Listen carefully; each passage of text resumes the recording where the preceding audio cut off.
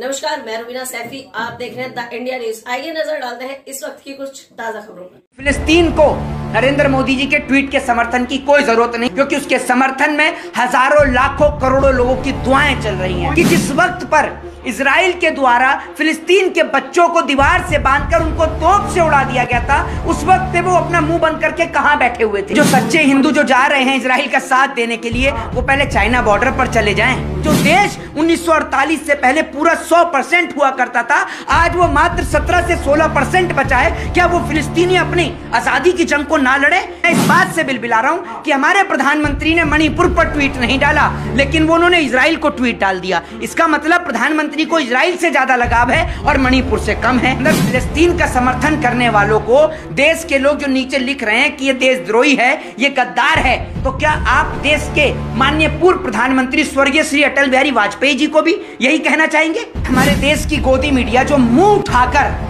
मणिपुर पहुंचने के बजाय वहां फिलिस्तीन पहुंच गई है। इजराइल 90 लाख की आबादी वाला देश है और दिखा दिया फिलिस्तीनों ने कि जो जंग जो है वो हथियारों से नहीं, हौसलों से लड़ी जाती है। कर लो चिन्हित, नाम है मेरा मोहित शर्मा, कर लो ना चिन्हित। इजराइल और फिलिस्तीन के मुद्दे पे क्या सोचते हैं?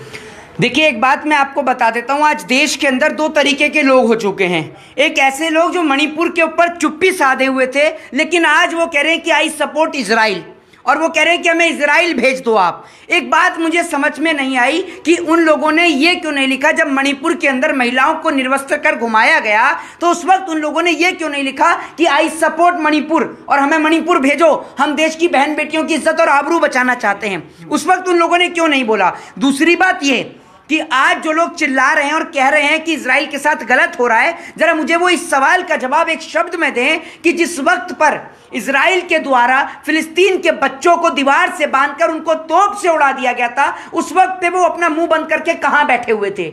उस वक्त उन्होंने क्यों नहीं बोला आई सपोर्ट फिलिस्तीन, या तब उन्होंने फिलिस्तीन के समर्थन में क्यों नहीं आए? दूसरी बात ये कि जिस तरीके से फिलिस्तीन जो है 1948 से पहले पूरा एक फिलिस्तीन था, आज जो फिलिस्तीन आप देखते हैं वो 100% फिलिस्तीन जो है 1948 से पहले था। लेकिन 1948 में जब ये प्रस्ताव यूएनओ के अंदर आया तो यूएनओ ने इसको डिवाइड कर दिया, जिसके बाद में जिस तरीके से भारत को आप देखते हैं, भारत की आकृति देखते हैं, तो भारत को दो तरीके से पाकिस्तान बना दिए गए थे। एक पाकिस्तान वो था और एक वो था जिसको हमने बांग्लादेश में तब्दील कर दिया। वही गेम यूएनओ ने फिलिस्तीन और इजराइल के साथ खेला था, जिसका आज तक जो है वो लड़ाई चलती है। आपको बता दूं कि इजराइल के रहने वाले लोग, जो इजरायली लोग जो हैं, वो फिलिस्तीन लोगों की जमीन पर कब्जा कर लेते हैं, उनकी जमीन को छीन लेते हैं। ये लड़ाई उनके वजूद को बचाने की है और पूरे देश की दुआएं और प्रार्थना जो है वो फिलिस्तीन के साथ है। देश के प्रधानमंत्री तो इजराइल को सपोर्ट कर रहे हैं। हमारे देश के प्रधानमंत्री इसलिए इजराइल को सपोर्ट कर रहे हैं क्योंकि इजराइल से हथियार आ रहे हैं, होलजाइमल तोप आ रही है, ईवीएम का सिस्टम आ रहा है, और भी ईवीएम का सिस्टम आ रहा है। इसलिए हमारे देश के प्रधानमंत्री नरेंद्र मोदी जी तो जो हैं वो इजराइल को सपोर्ट कर रहे हैं। हमारे देश के प्रधानमंत्री जी को क्या उस वक्त पे नहीं दिखा? और प्रधानमंत्री को आज एकदम तकलीफ हो गई। मैं तो ये जानना चाहता हूं कि प्रधानमंत्री नरेंद्र मोदी जी 160 दिन तक आपका मणिपुर के ऊपर चुप्पी क्यों थी? जब मणिपुर के लोग मर रहे थे, मणिपुर के अंदर बच्चे जो हैं वो मर रहे थे, मणिपुर के अंदर देश की बहन बेटियां विधवा हो रही थी, जब मणिपुर में देश की बेटियों को निर्वस्त्र कर घुमाया जा रहा था, तब आपके मुंह पर चुप्पी लगी हुई थी। लेकिन अगर इजराइल को चोट लगी तो दर्द आखिर आपको क्यों पहुंचा? ये सबसे बड़ा सवाल है। हमारे देश के प्रधानमंत्री जी, आज मुझे दुख होता है कि हमारे देश का हिस्सा, क्या मणिपुर भारत देश का हिस्सा नहीं है? प्रधानमंत्री के इजराइल वाले बयान ने यह साबित कर दिया कि प्रधानमंत्री देश से ज्यादा विदेश से प्यार करते हैं और विदेशियों से इनको बेहद मोहब्बत है।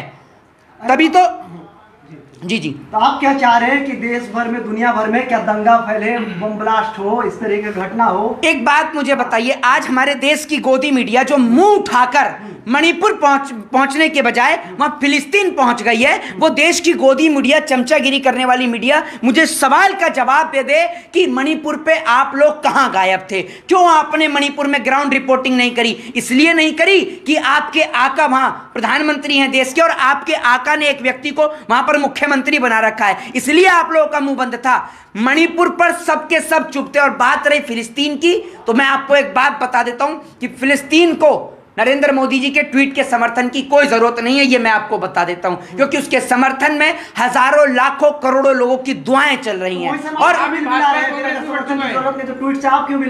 जी नहीं, मैं इस बात से बिलबिला रहा हूं, सुन लीजिए, मैं इस बात से बिलबिला रहा हूं कि हमारे प्रधानमंत्री ने मणिपुर पर ट्वीट नहीं डाला, लेकिन वो उन्होंने इजराइल को ट्वीट डाल दिया। इसका मतलब प्रधानमंत्री को इजराइल से ज्यादा लगाव है और मणिपुर से कम है। दूसरी बात ये कि आज देश के अंदर फिलिस्तीन का समर्थन करने वालों को देश के लोग जो नीचे लिख रहे हैं कि ये देशद्रोही है, ये गद्दार है, तो क्या आप देश के माननीय पूर्व प्रधानमंत्री स्वर्गीय श्री अटल बिहारी वाजपेयी जी को भी यही कहना चाहेंगे? उनके लिए भी इन्हीं शब्दों का इस्तेमाल करेंगे? अटल बिहारी वाजपेयी जी ने कहा था कि इजराइल अरबियों की जो जमीन पर कब्जा कर रखा है उस जमीन को लौटा दे। ये बात मैं नहीं कह रहा, ये बात अटल बिहारी वाजपेयी जी ने कही थी। तो क्या आप उनके लिए क्या कहेंगे, उनके लिए किन शब्दों का इस्तेमाल करेंगे? इस सवाल का मुझे आप जवाब दें। दूसरी बात ये कि जिस तरीके से इजराइल के लोग वहां के रहने वाले फिलिस्तीनियों के ऊपर जुल्म करते हैं वो पूरा देश देख रहा है। ये कोई आज की लड़ाई नहीं है, ये बहुत पुरानी लड़ाई है। जो देश 1948 से पहले पूरा 100% हुआ करता था, आज वो मात्र 17 से 16% बचा है। क्या वो फिलिस्तीनी अपनी आजादी की जंग को ना लड़े?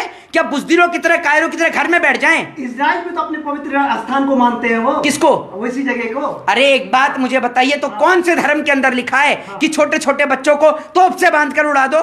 बताओ ना आप मुझे। भी तो वही कर रहे हैं, हमास भी तो वही कर रहे हैं। कौन से बच्चों को उड़ा दिया? हाँ। दूसरी बात यह कि बात रही फिलिस्तीनियों की, तो फिलिस्तीनियों ने किसको उड़ाया? तोप से? जरा इस सवाल का जवाब दीजिए ना। दूसरी बात यह कि जिस तरीके से वहां की तस्वीरें आ रही हैं महिलाओं को लेकर भी, तो मैं एक ही बात कहना चाहता हूं कि आतंकवादियों का कोई जाति, कोई धर्म, कोई मजहब नहीं होता है। और चाहे रिलीजन इस्लाम हो, चाहे रिलीजन हिंदुज्म हो, ये कोई भी रिलीजन जो है वो टेरर को यानी आतंकवादियों को सपोर्ट नहीं करता। ये बात मैं आपको बता दूं। कहीं भी सुन लीजिए, कहीं भी अगर बहन बेटियों की इज्जत और आबरू की बात आएगी, वो कोई भी धर्म के खिलाफ होगा। ये बात याद रखिएगा। कह रहे कि सच्चे हिंदू जो होंगे आप जाएंगे इजराइल के साथ देने के लिए। तो जो सच्चे हिंदू जो जा रहे हैं इजराइल का साथ देने के लिए, वो पहले चाइना बॉर्डर पर चले जाएं। टिकट मैं दिलवा दूंगा उनको, वो जाएं तो जरा चाइना बॉर्डर पर। क्यों नहीं जाते हैं आप लोग? चाइना बॉर्डर तक तो आपसे जाया नहीं जा रहा, आप बात कर रहे हो वहां इजराइल जाने की। कम से कम अगर आपको इतना ही जाने का शौक है तो चाइना बॉर्डर पे जो हमारी जो अरुणाचल प्रदेश पे जो जमीन को कैप्चर किया हुआ है उसको खाली करा दो।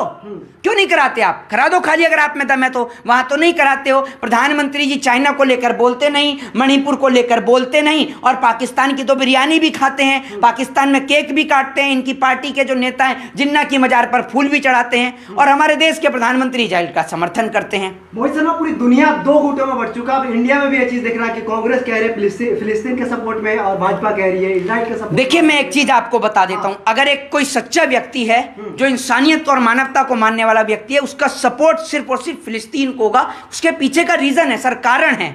जो व्यक्ति 100% हुआ करते थे, आज उनकी जमीनों को छीन लिया गया, उनकी बहनों को, बेटियों को विधवा बना दिया गया, उनके बच्चों को तोप से उड़ा दिया गया, कई हजार बच्चे मार दिए, कई हजार बच्चों को मार दिया। कौन सा धर्म है, कौन सा मजहब है, कौन सा रिलीजन है जो बच्चों को मारने की इजाजत देता है? बताइए ना, कौन सा धर्म है जो इस देश में मणिपुर के अंदर महिलाओं को निर्वस्त्र करने की इजाजत देता है? मुझे बताइए, मैं जानना चाहता हूं। इस देश में किसी जाति, किसी धर्म, किसी मजहब के अंदर यह नहीं लिखा कि आप बच्चों को मारो, आप औरतों के ऊपर अत्याचार करो। ये कहीं नहीं लिखा हुआ है। लेकिन नेतन्याहू लगातार कह रहे हैं कि खामियाजा भुगतना पड़ेगा, तबाही मचा देंगे, गाजा को मिटा देंगे एकदम, हमास को।